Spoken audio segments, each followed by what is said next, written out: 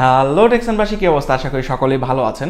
তো আজকের এই ভিডিওতে দেখানো হবে কিভাবে একটি সাধারণ পেন ড্রাইভকে বুটেবল পেন ড্রাইভে রূপান্তরিত করবেন, অর্থাৎ এই পেন ড্রাইভের ভিতরে কিভাবে আপনি উইন্ডোজ আইএসও ফাইলটা ইনস্টল করবেন। তো ভিডিওটা এতটাই সহজভাবে তৈরি করা হয়েছে, যদি আপনি এর আগে এই কাজটি না করে থাকেন তবুও বুঝতে পারবেন। তো চলুন কথা না বাড়িয়ে ভিডিও শুরু করা যাক। আমি আছি সূর্য আর আপনারা দেখছেন টেকসান।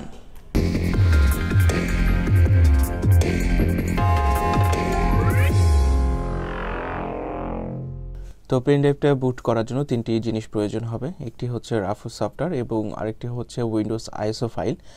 এগুলো কিভাবে ডাউনলোড করবেন সেই প্রসেসটাও দেখিয়ে দিচ্ছি। এছাড়াও আরও একটি জিনিস প্রয়োজন হবে, সেটি হচ্ছে আপনার পেন ড্রাইভ। পেন ড্রাইভের ক্ষেত্রে আরও একটি কথা বলে নেই, আপনারা কখনও 4GB বা 8GB পেন ড্রাইভ ইউজ করবেন না।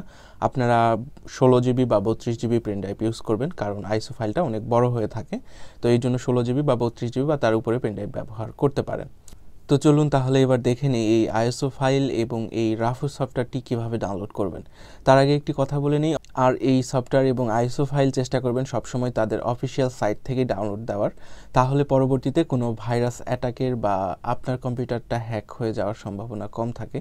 দেখুন, পেন ড্রাইভ বুট করার জন্য বেশ কিছু সফটওয়্যার রয়েছে, তবে সবচেয়ে ইজি এবং সহজভাবে বুট করা যায় রুফুস এই সফটওয়্যারটি দিয়ে। তো আমরা এই কাজের জন্য রুফুস সফটওয়্যারটি ব্যবহার করব। তো এর জন্য প্রথমে আপনাকে চলে যেতে হবে একটি ব্রাউজারে, এবং ব্রাউজারে গিয়ে লিখবেন মাইক্রোসফট সফটওয়্যার। আমি আবারও বলছি মাইক্রোসফট সফটওয়্যার।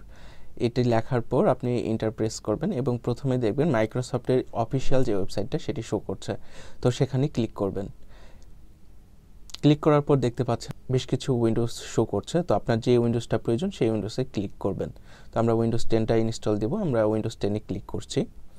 উইন্ডোজে ক্লিক করার পর নিচে দেখবেন ডাউনলোড অপশান রয়েছে, বাট এখান থেকে আমরা ডাউনলোড করব না, কারণ এখান থেকে শুধুমাত্র মিডিয়া ফাইলটি ডাউনলোড হবে। এরপরে আপনাকে আবার আইএসও ফাইলটা তৈরি করে নিতে হবে।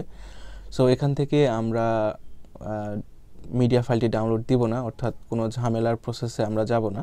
সহজে আমরা আইএসও ফাইলটা কীভাবে ডাউনলোড দিব, তাহলে প্রথমে আপনার কম্পিউটারের উপরে যে 3 ডট মেনুতে ক্লিক করবেন, এরপর মোর টুলস এই অপশানটিতে ক্লিক করবেন। মোর টুলস অপশানে মাউসটি রাখার পর দেখবেন ডেভেলপার টুলস এই অপশানটি আসবে, তো সেখানে ক্লিক করে নেবেন। তো সেখানে ক্লিক করার পর আপনার ইন্টারফেসটি এরকম শো করবে, অর্থাৎ মোবাইলের মতো।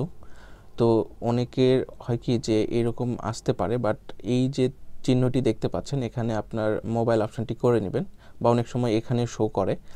তো যাই হোক, এই পেজটি আসার পর আপনাকে আরও একটি কাজ করতে হবে, পেজটি প্রথমে রিফ্রেশ দিয়ে নিতে হবে। তো আমরা একটি রিফ্রেশ দিয়ে নিই, তারপর এই ইন্টারফেসটি শো করবে। দেন প্রথমে আপনাকে আইএসও ফাইলটা সিলেক্ট করতে হবে।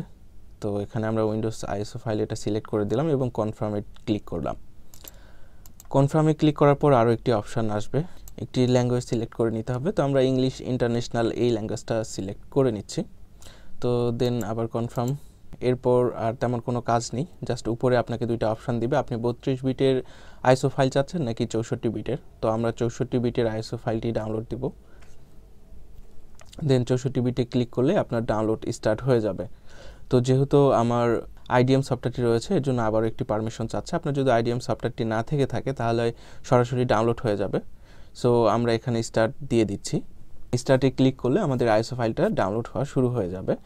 তো যাই হোক, এই ফাইলটা ডাউনলোড দিতে হয়তো অনেক সময় লাগবে, তো আমরা ভিডিওটা স্কিপ করছি, বা আমার আইএসও ফাইলটা ডাউনলোড দেওয়া আছে। তো আপনারা এভাবে আইএসও ফাইলটা ডাউনলোড দিয়ে নেবেন। তো এরপরে আমাদের আরও একটি জিনিস প্রয়োজন, সেটা হচ্ছে রুফুস সফটওয়্যার। তো আরেকটি নিউ ট্যাব নিব এবং আগের ট্যাবটি কেটে দিই। দেন এখানে লিখব রুফুস ডাউনলোড। তো এখানে ক্লিক করলে রুফুসের যে অরিজিনাল ওয়েবসাইট সেটা চলে আসবে। তো সেখানে ক্লিক করব এবং একটু নিচের দিকে স্ক্রল করলে আপনারা দেখতে পারবেন যে লেটেস্ট যে ভার্সনের রুফুস যে সফটওয়্যারটি সেটা এখানে শো করবে।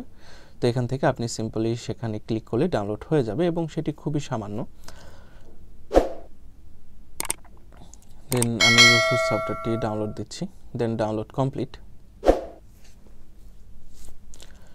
তো এখন আমরা কি করব, যে আমাদের রুফুস সফটওয়্যারটি ইনস্টল করব। ইনস্টল করার পর এরকম একটি আইকন চলে আসবে আপনার ডিসপ্লেতে।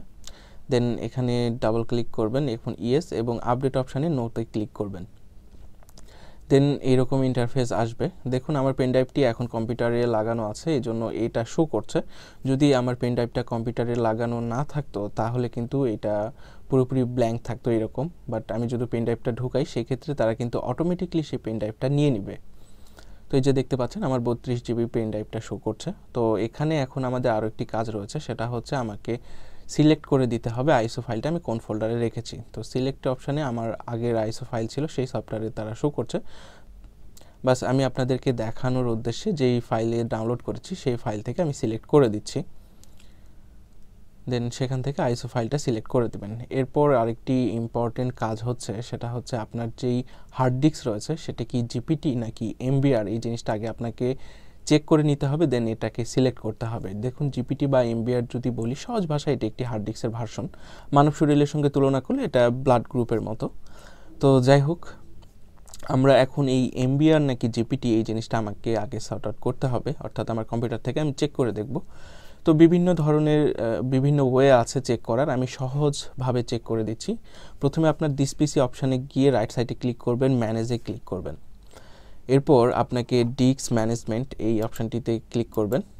ডিস্ক ম্যানেজমেন্টে ক্লিক করার পর এখানে আপনার 2টি হার্ড ডিস্ক শো করছে। আমার যেহেতু আমি পেন ড্রাইভ ইউজ করেছি আমার পেন ড্রাইভটা এখানে শো করছে। তো আমি হার্ড ডিস্কের উপরে রাইট সাইডে ক্লিক করব, দেন নিচে প্রপার্টিসে ক্লিক করবেন এবং এরপর সিম্পলি ভলিউম লেখা আছে, এখানে ক্লিক করলে আপনি দেখতে পারবেন জিপিটি নাকি এমবিআর।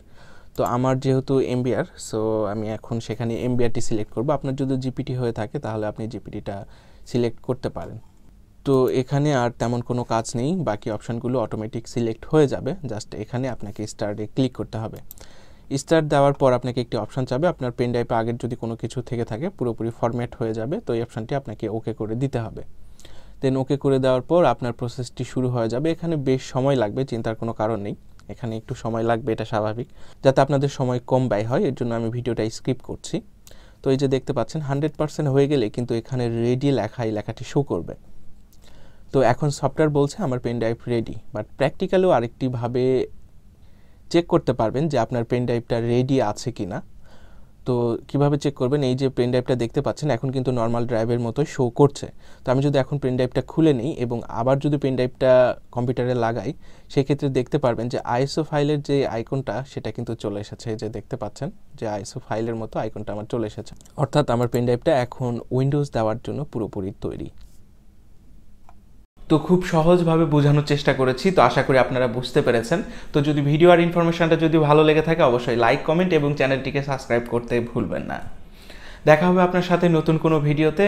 আপনার শুভকামনা জানিয়ে শেষ করছি আজকের ভিডিও। ধন্যবাদ, ভালো থাকবেন।